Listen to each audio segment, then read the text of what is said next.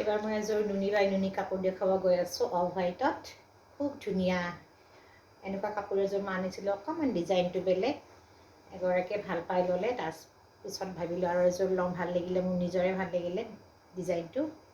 এইটো green, bottle green কালাৰেৰে গোটেইটোত পাৰি আছে। পাৰীটো বহুত ধুনীয়া, অকণমান ইউনিক আৰু ষ্টাইলটো।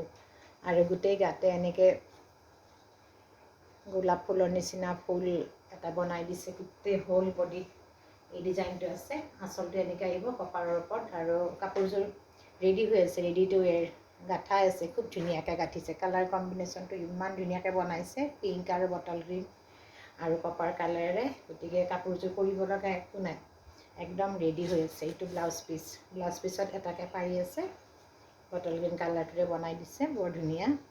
আৰু এইখন মেখেলা, মেখেলাখনৰ তলত কপাৰ কালাৰেৰে ডিজাইন কৰিছে আৰু ফুলটো আঁঠুৰলৈকে আছে। বহুত ধুনীয়া কাপোৰ এযোৰ। এইযোৰ কাপোৰ ব্লাউজ চিলাই কৰাই পিন্ধাৰ পাছত বৰ ধুনীয়া লাগিব কাপোৰযোৰ। আৰু ৰেডি হৈয়ে আছে, কৰিব লগা একো নাই, বহুত ধুনীয়া কাপোৰ।